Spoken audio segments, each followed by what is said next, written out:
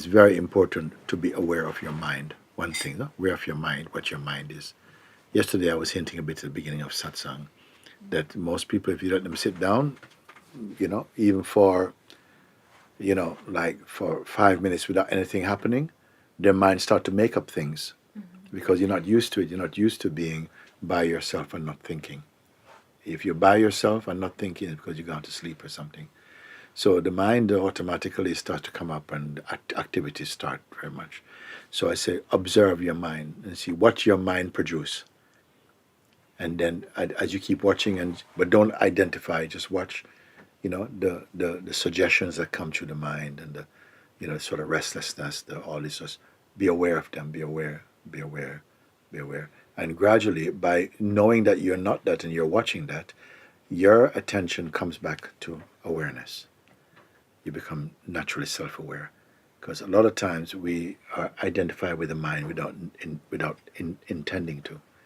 Because you're looking and, you're kind of into something and it's like you're obeying the mind's suggestions. No? So if you start to watch the mind, automatically it creates a separation between mind and self. This is very good, very important thing what I'm sharing. If you are observing the mind, rather than just serving and acting out mind, thoughts and suggestions and so on, just be aware, sit, even for 5 minutes, you just watch every thought, every suggestion that comes in the mind without identifying with it, then automatically a gap opens up where you can see that the mind becomes an object of your attention and leaves you as the subject of witnessing. And so automatically it throws you back into self-awareness. And you know the difference between, I say you must know the difference between yourself and your mind. That is the exercise I'm saying. So again, you just stop and just pay attention to, just be quiet. And then watch the movement from the mind, which you will know.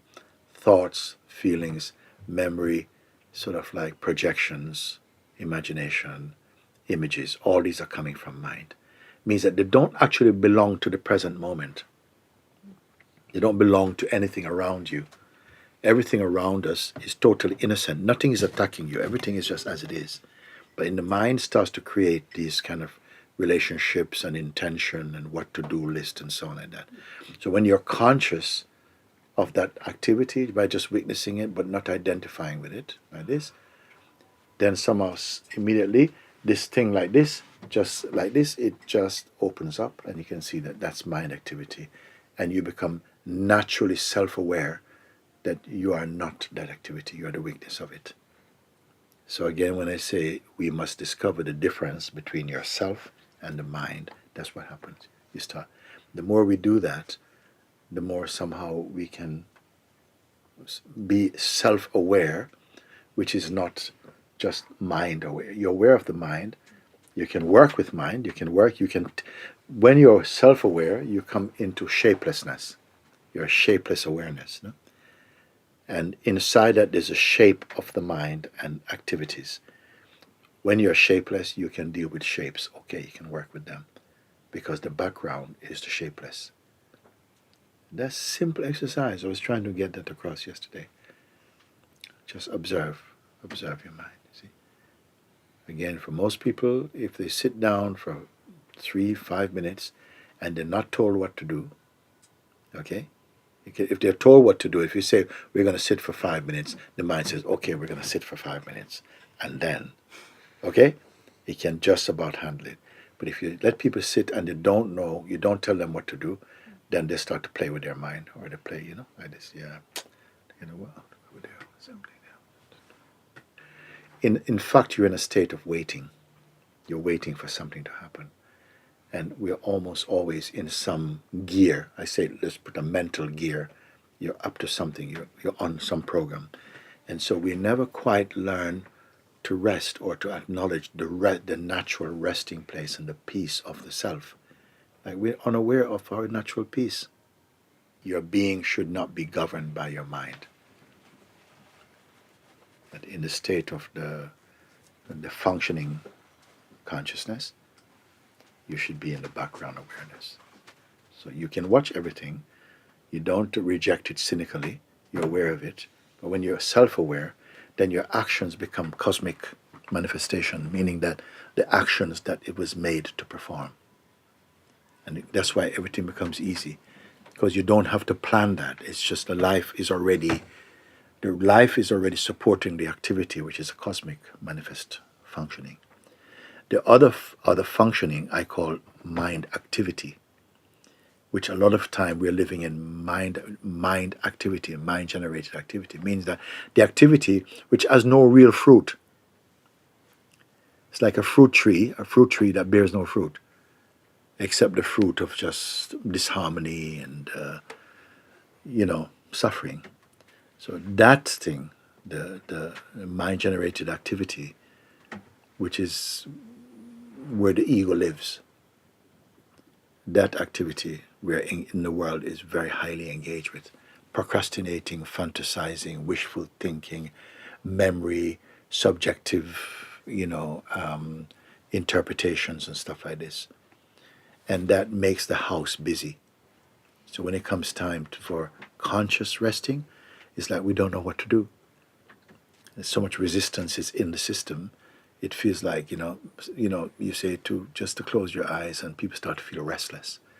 I said, don't try and stop the restlessness. Let the restlessness come and begin to observe it with detachment. Don't try and shut it down or find some kind of distraction for it. Let the restlessness come. Feel it in the body.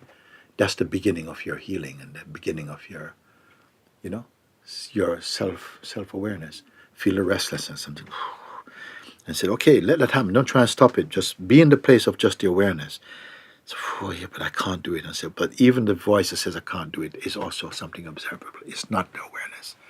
And little bit by little bit you persevere and you start to see a gap opens and you can feel the difference between that is mind and the weakness is still. And you begin to discover the weakness. And you be where the weakness is and you can see the mind. Then you can more discern the functioning that are right to happen. Like when you move in your life, naturally you're moving, the people you meet without planning, that's part of your cosmic activity. You understand that? Whatever you do, you go down the road, things you can never plan by the mind. These are called that which is ordained by God. That activity you will see when you pay attention to it, because everyone is living that, but not consciously. And what we do when those activities come, because they're not arranged, we tend to feel, no, I'm not in the time. I ain't got time for this, man. Because you prioritize your mental activities rather than your cosmic functioning. It makes sense, no? Doesn't it, like that? And so we begin to recognize more and more and cooperate with the cosmic functioning. And you find that your day happens in such a way that you could not have planned it any better than that. You find that somehow you say, wow, it's so fulfilling, I met so-and-so today. Yeah, but did you have arrangement? No, we just bumped into each other and we got talking and so much came up like that. Whereas the activity is like, no, I planned to do this, it never worked out, and I feel so frustrated, and it's not working, I don't see. And of course it's not working, because you want life to obey your personal projections. But life is flowing by itself. When I say that even disharmony is part of the total harmony, it means that even your mind projected activity is swallowed up in the cosmic activity, makes use of it, but you will not benefit from it. You will suffer it because you're not conscious of where it is useful. Where it fails for you personally, it succeeds by God's grace. He will use your malfunctioning to support something else that was the intention of the cosmic functioning. Because when I said many years ago, consciousness never wastes any of its activity. So what you think is waste for you, it's already used it. Turns everything into compasses, everything is working. But you are not conscious. When you're conscious of your consciousness, then you're full of praise and gratitude to God. You say, wow, no human being could plan that. The greatest planner could not arrange this, because this happened by itself. And this is what I'm pointing out. So beautiful. And everyone is at the highest part of yourself in your core. You are that. We are that. But in our expression, because we entertain and believe ourselves to be the ego, which is a part of the total functioning, but very, very narrow. You're living in this very narrow path. But that narrow path is just a little blip in the infinite scope of consciousness. So if people could just understand that and just somehow register that internally, it's already the fruit of that is amazing. When I say this is a fruit that never becomes oversweet, and every day becomes your best day, something fresh. If it's not like that, we're living too much in the mind like that.